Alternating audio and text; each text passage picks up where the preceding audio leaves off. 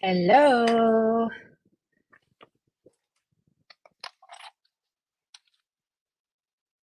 Waiting for Instagram to connect. Here we go. Live in all the places. Welcome. It is Monday, March the 25th. And here we are for another Monday. It's Monday again. So today, I want to tell you about a couple of classes we have coming up. So this Thursday, in the studio, we have a 1 hour cooking class, diabetes cooking class. And actually, I can't remember the title of that one. Alejandra, if you could put it in the chat. So that one is from 6 to 7. But then next week, next Thursday, which is April the 4th, we have a 2 hour Spanish cooking class.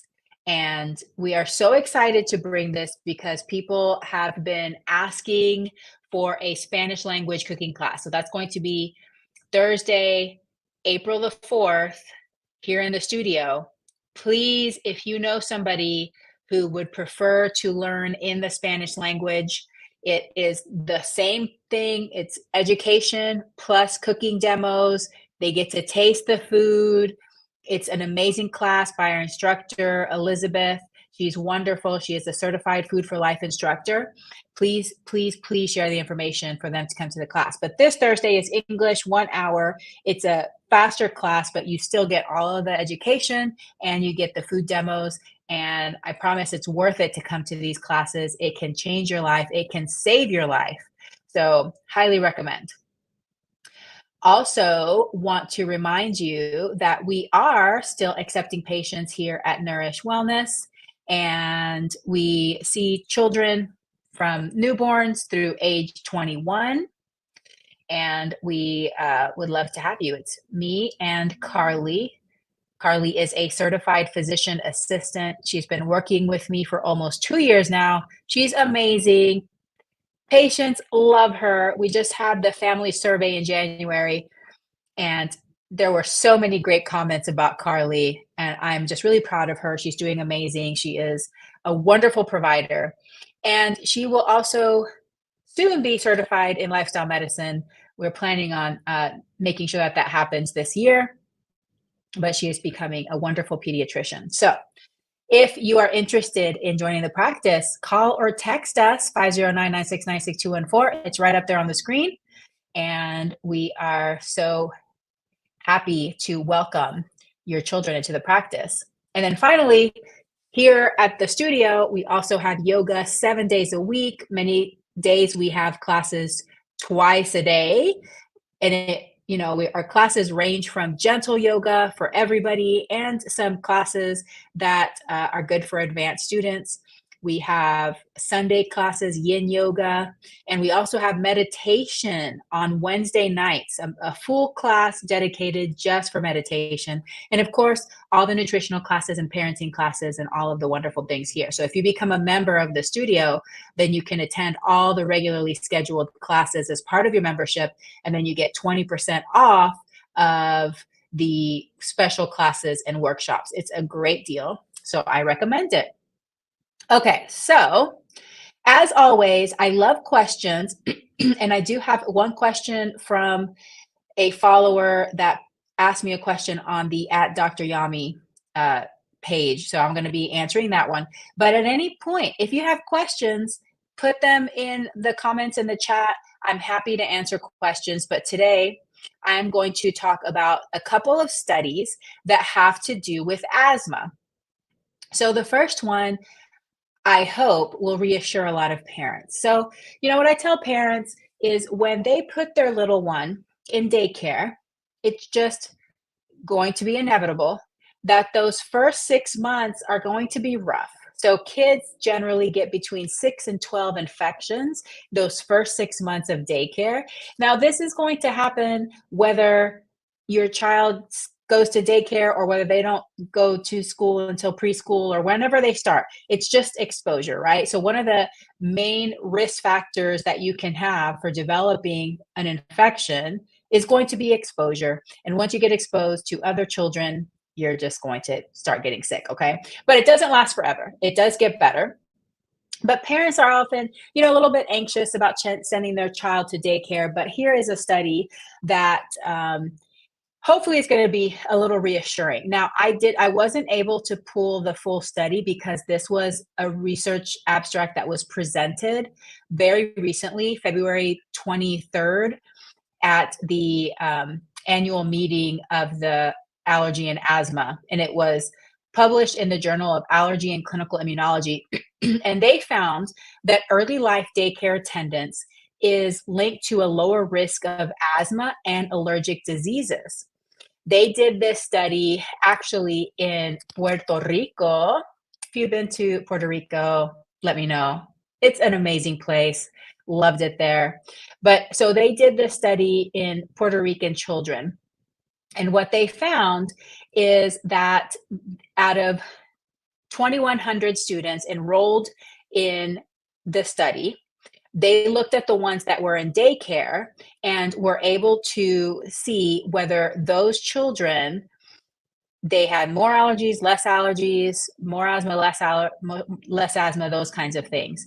And what they found is that daycare attendance in the first year of life was associated with lower IgE levels. So that means less likely to have allergies and decreased occurrence of food and perennial aeroallergen sensitization. So that means basically is that the kids that went to daycare that first year of life, they were less likely to have allergies, less likely to have food allergies, and also the inhalant allergies. Okay.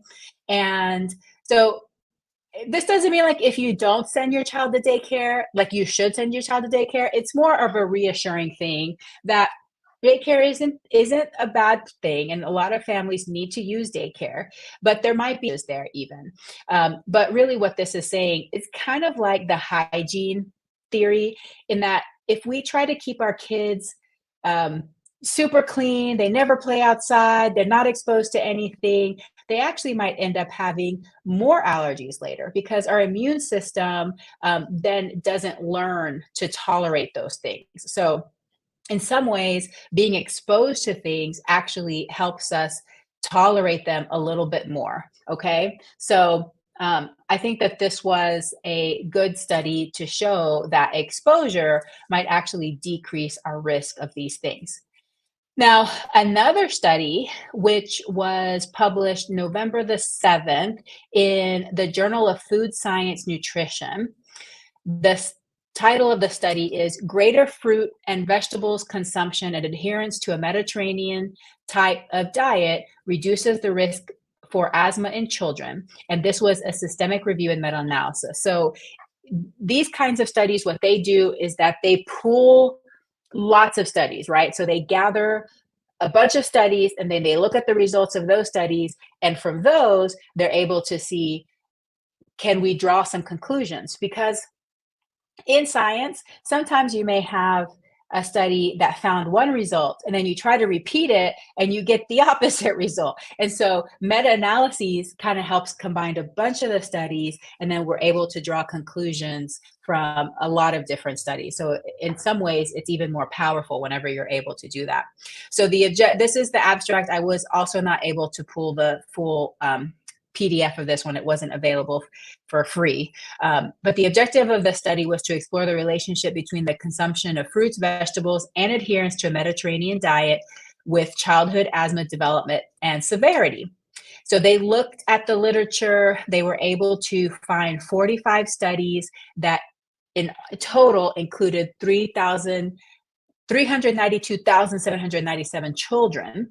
And from this, they were able to find that greater adherence to a Mediterranean type of diet was inversely associated with asthmatic outcomes. So those that were more adhered to a Mediterranean style of diet had almost a 30% lower risk of having asthma. That's a lot.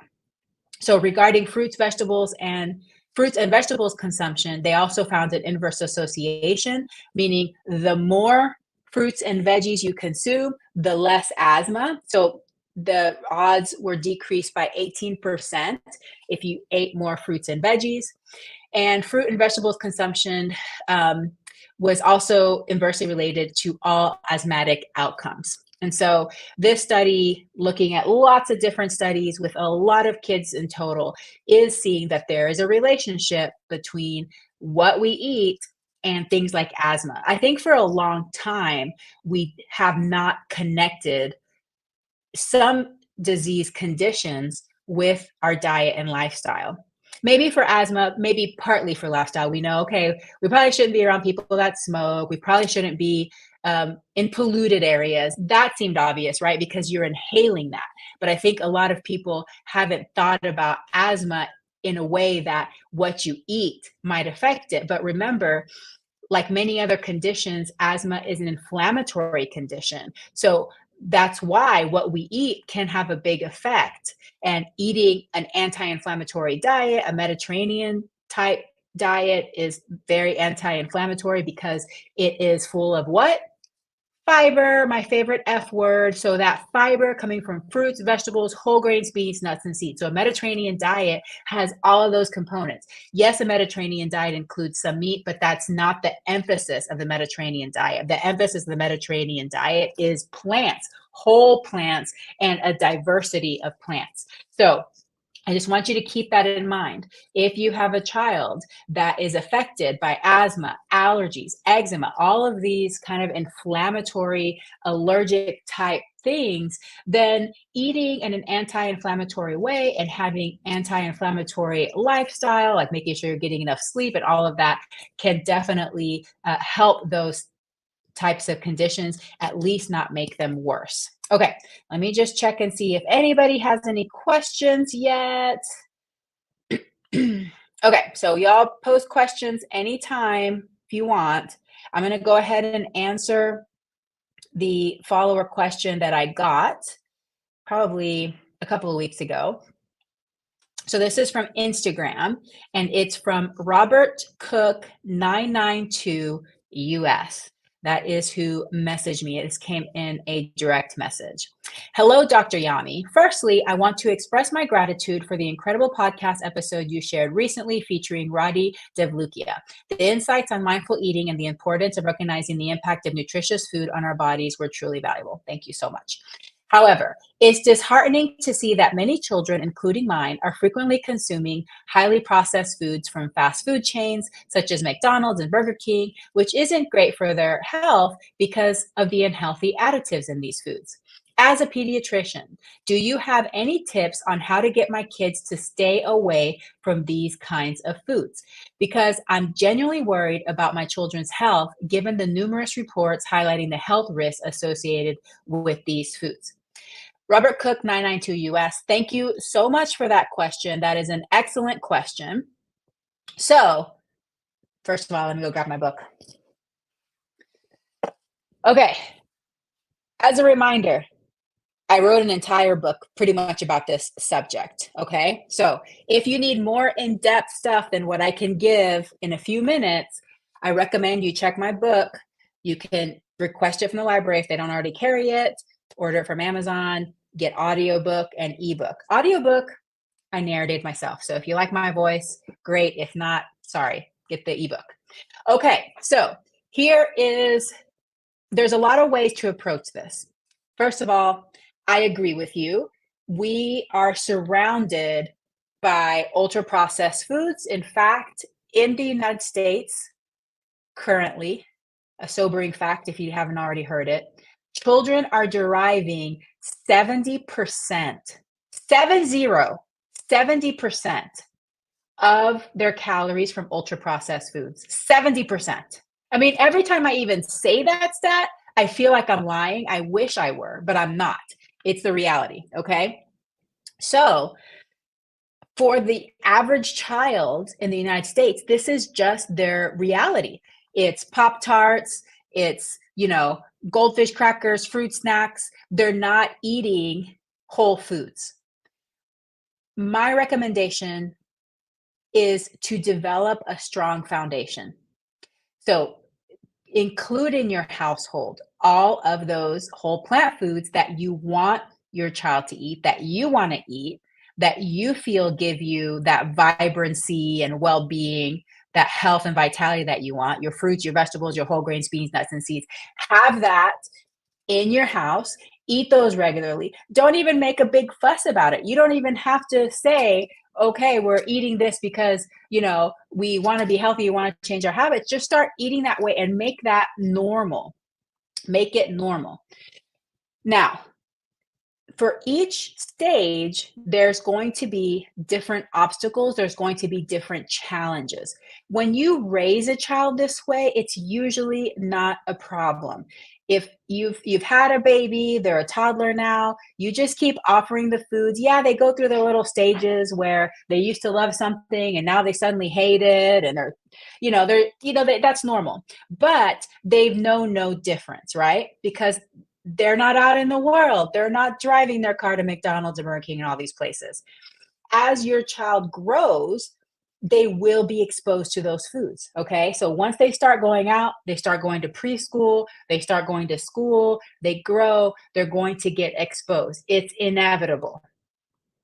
You are not going to be able to stop them from eating those foods. They're going to eventually. However, the most important thing is to develop that strong foundation, continue those habits, you know, make sure that you are offering food in a way that is non-judgmental and without pressure. If we try to make anybody feel bad, including children, about how they eat or what they like, that's usually going to backfire on you, okay? Because studies show that whenever we pressure children to eat, like we think they're not eating enough fruits and veggies, or they're not eating enough, they eat less. Whenever we restrict food from children, we think they're eating too much, we take food away, they're going to get even more obsessed with food, they're going to hide food, they're going to sneak food, all those kinds of things. So as parents, our job is to be the gatekeepers and to make sure that we are providing those foods, making them available, preparing those foods, making it easy. Because I feel like the most challenging stage is actually the teenager. So you have a teenager who wants to desperately fit in. Remember, all of his friends, 70% of their calories are coming from ultra processed foods. Okay. So they want to be like their friends. They start driving. They can go to Taco Bell. They can go to all of these places. So if you are telling a child you're bad for this is not good, you're going to have a heart attack, that's going to cause all of these feelings that sometimes leads to this rebellious attitude. Well, I don't care. I'm just going to eat pizza and drink Coke all the time. Uh, that's just going to be their reaction. So our job is to be non-judgmental, but to be the providers of this healthy food. Don't force, practice those divisions of responsibility, which I talk about in the book. I talk about feeding styles, parenting styles. I talk about the division of responsibilities. But then I also talk about the 80-20 rule and flexibility. So the 80-20 rule means that 80% of the time, just be as healthy as possible. Eat all the whole foods, do the best you can. So that 20% of the time you can have some wiggle room, because guess what happens? Birthday parties happen, vacation happens, holidays happen. All of those things happen. Your child is going to be out in the world. They're going to be exposed to those foods. So having some of that flexibility allows them to not see it as, some bad choice, but instead to start trusting themselves. And when we trust them with their choices, they start to trust themselves. Help them learn how to tune into their bodies so that they understand what it feels like if they end up with their friends and they eat pizza all night, stay up late, feel horrible the next morning. They can learn how to tune into their body so that they can decide in the future, is this really how I want to eat?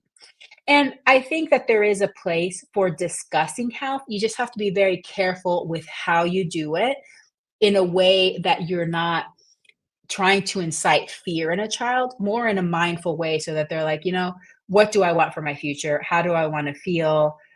What kind of things do I want to do? This works really well for athletes, because athletes, especially if they're competitive athletes, they want to do whatever is best for their sport and their performance. And then depending on the personality of your child, there's other things that you can um, start to discuss with them. So some kids are very interested in learning about the environmental effects of our food system, and that has not just to do with animal products, but even ultra processed food and factory foods and all of those kinds of things. So talking to them about that, but then learning critical thinking, like, why are these foods so difficult to stop eating? Well, they have well-paid scientists that are designing foods to be so good that it's hard for us to stop eating them. They have very well-paid marketers who design the commercials, who design the billboards, who design the colors of the logos and how they're displayed so that it attracts us. And, I think once children start to learn about that, especially teenagers, they don't want to be pawns. So I think for some kids, and depending on their personality, that can also help them. But at the same time, what I tell parents, sometimes we got to take a deep breath, let go, know that some of this stuff is going to happen, and trust that we've set a good foundation and that they'll eventually come back, because kids are going to be kids. They're going to go through their thing. There's no way for us to be able to stop them from ever eating those foods. They're going to eat those foods. So I hope that wasn't too demoralizing or disappointing for a lot of you parents. But what I'm trying to say is just do the best you can, and it's going to be okay. Your child is going to be okay, especially if you set that strong foundation. Okay, let's see where we are in time. Actually, we have quite a bit of time left. Alejandra, do you see any questions on your end? Because I don't see any coming in. So, I'm sure if anybody has any questions, if anybody wants to post any questions, but Alejandra has been posting a lot of the links for the classes and all of the things that are coming up. So that's all I had for this week. So next week I will be back. Let's see, what am I going to be talking about next week? Oh, it's going to be good for sure. Okay, so lots of good topics next week: screen time, and also talking about um, bisphenol A exposure. So that'll be good. Good topics next week. Great questions. If you aren't able to attend these live, but you have some questions that you want me to answer, then you can either put them in the comments, we'll pick them up, or you can direct message, and we will make sure that we address them on one of these appearances.